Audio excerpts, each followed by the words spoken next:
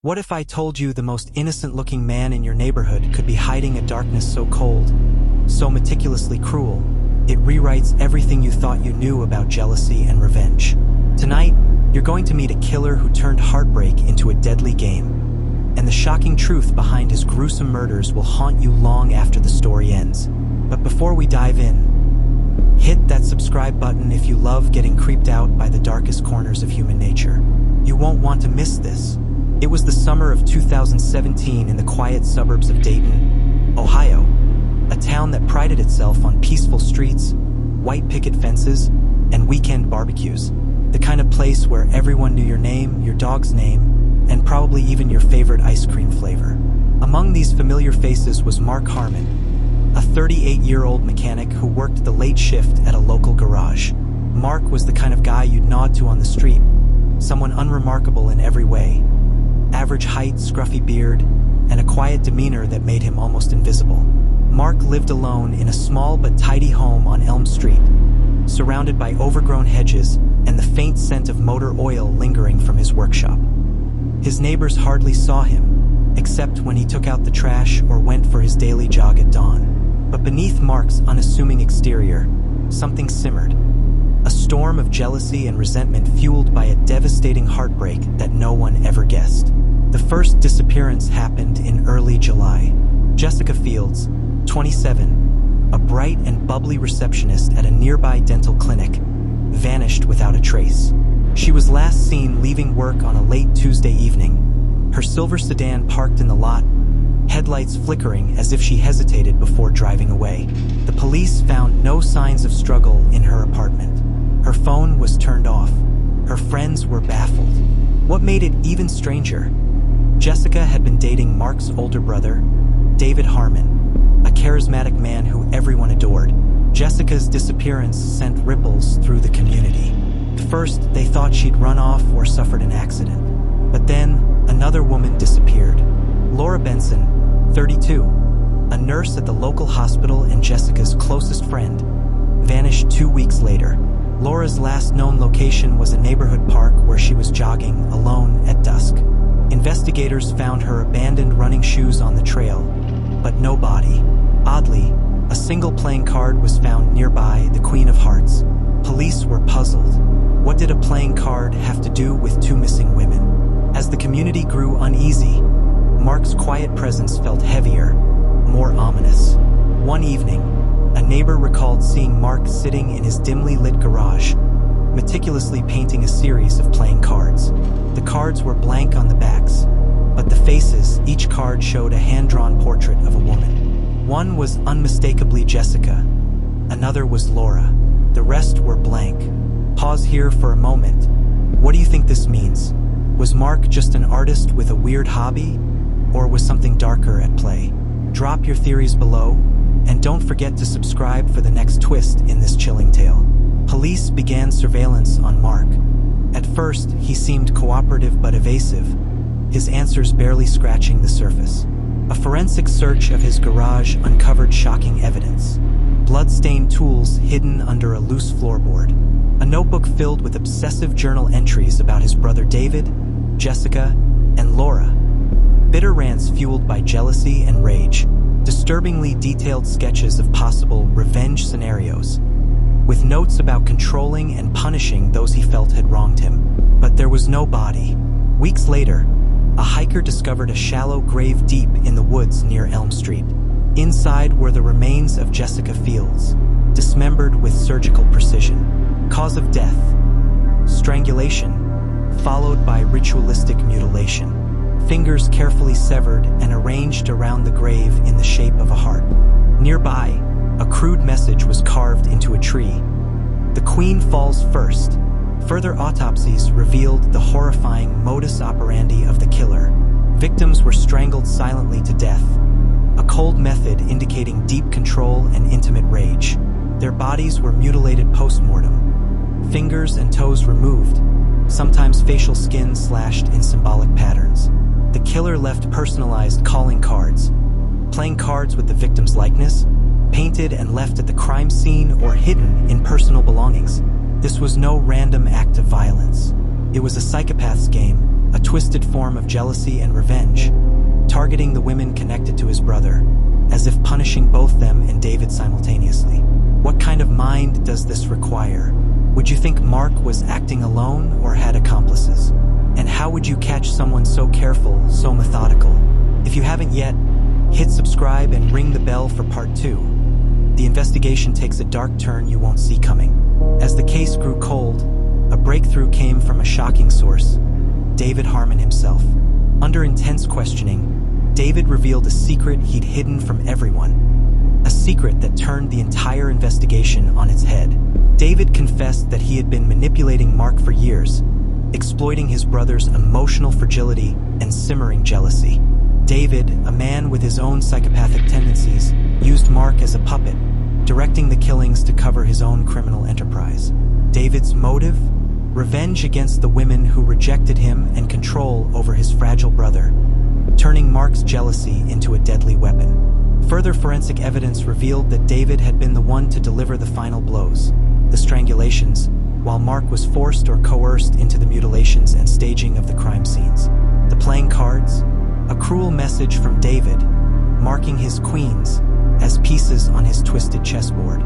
This revelation shattered the community's faith in familial trust and exposed the terrifying power of manipulation among psychopaths.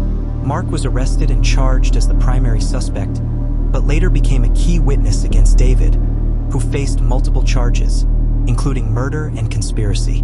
The wounds ran deeper than the physical mutilations, psychological scars left on the families of victims, and the haunting question: how well do we really know those closest to us? But the story doesn't end here. In the weeks following David's arrest, investigators uncovered another set of playing cards, with faces of women no one had ever heard of. Who were these women? Were there more victims? Was the game bigger than anyone imagined? Join us as we unravel the next layer of this deadly game, uncovering secrets so chilling, the truth will leave you questioning everything. If the story gave you chills, don't forget to hit that like button and share with your fellow true crime buffs. Subscribe and ring the bell now, because the twisted tale of the serial killer's game of jealousy and revenge is just getting started. And hey, why not binge our playlist on notorious family crime cases while you wait? You'll thank me later. You thought you knew the killer's story, the jealous brother turned murderer, manipulated by a darker force within his own family. But what if I told you the true depths of this nightmare are far worse than we ever imagined? Tonight, we dive deeper into a web of deceit, obsession, and chilling secrets that even the police didn't expect to find. Buckle up. This is a story of family, madness, and murder you won't forget. And if you're new here, hit subscribe now, because the truth behind this twisted game is about to unravel. After David Harmon's arrest, investigators meticulously combed through his belongings, hoping to close the case. But buried beneath layers of deception, they found something else. A second deck of playing cards, carefully preserved in an old cigar box. This deck was different. It wasn't marked with familiar faces, but with names unknown to the community. Women from neighboring towns, cities miles away. The chilling implication: the game was far bigger. Police launched a cross-state investigation, looking into the lives of these mysterious women. The first woman on the new deck was Angela Morris, 29, a waitress from Columbus who had vanished without a trace nearly a year before Jessica Fields disappeared. Her case had long gone cold, no leads, no suspects. The second was Samantha Lee, a schoolteacher from Cincinnati last seen leaving a bar late one night, reported missing months earlier. This pattern suggested a serial killer who was mobile, methodical, and possibly working with more than one accomplice. The question haunting investigators: was David the mastermind of a wider network of psychopathic killers, or just the tip of a much darker iceberg? Pause for a moment. What do you think? Is this a solo killer expanding his reach, or could David have partners we don't know about? Comment your wildest theories below, and if you haven't already, hit subscribe. This story only gets stranger from here. To understand how the nightmare spread, police turned their focus back to Mark and David's turbulent past. Interviews with childhood friends and family revealed a toxic dynamic, with David often bullying Mark, not just physically but psychologically, playing on his deep insecurities. David was charismatic and manipulative, a classic psychopath hiding behind charm. Mark, in contrast, was fragile, easily influenced, craving approval. The murders, investigators concluded, were David's way to exercise ultimate control. First over Mark, then over the women who dared cross him or his brother. One late night in the police archives, Detective Linda Carson found an old, forgotten case file. A young woman found dead under eerily similar circumstances. Strangulation, mutilation, a playing card left beside her body. But the playing card wasn't from the known decks. It was the King of Spades. The victim was never identified. Linda's heart sank. Could the killer have been active for years before Jessica and Laura's disappearance? Was the story even darker than anyone dared imagine? Experts in criminal psychology weighed in. The King of Spades was often associated with authority and power in symbolism. Its presence suggested the killer was sending messages not just to victims but to law enforcement. A taunt. The mutilation, once thought to be random, was revealed to be ritualistic, a signature, a statement. The killer was playing a deadly game of power, control, and revenge, escalating with each victim. If you're following along, you know this killer's not just violent. He's intelligent and cruelly theatrical. What do you think the King of Spades means? Is this a new killer, or David's shadow still haunting the case? Make sure you subscribe and hit the bell. You won't want to miss the next chilling developments. As investigators tracked down the women from the second deck, leads dried up, no bodies, no crime scenes. The trail went cold again, frustrating the team. Mark, meanwhile, sat in prison, haunted by his own memories. He revealed chilling details in private interviews. David's obsession with playing cards was more than a signature. It was a twisted code. The cards represented people he felt had betrayed or controlled him. Each victim was punished for real or imagined sins. Mark confessed his own fears that David was still out there, manipulating others to continue the game. Months into the investigation, a breakthrough came from an unlikely source. A local antique dealer in Dayton called police after noticing a series of playing cards, similar to the decks, appearing in various estate sales and online auctions. All came from the same anonymous seller, traced back to a small rural town near Dayton. Police organized a raid. Inside a rundown farmhouse, they discovered a hidden room filled with gruesome trophies, photographs of unknown women, some bound and terrified. More playing cards with hand-drawn faces. Detailed journals describing future moves in the killer's game. But there was no sign of the seller. Surveillance footage showed a figure fitting David's description meeting someone. A shadowy man with no known identity. Could David have an accomplice? Or was this a copycat? The police named the new suspect the dealer. A shadowy figure rumored to be the mastermind behind supplying victims and spreading the killer's influence. The town of Dayton, once quiet and peaceful, was gripped by fear. The killer's game had turned into a community nightmare, a puzzle of cruelty, obsession, and shattered lives. For the families of victims, the pain was raw, the justice incomplete. For the investigators, the line between hunter and hunted blurred.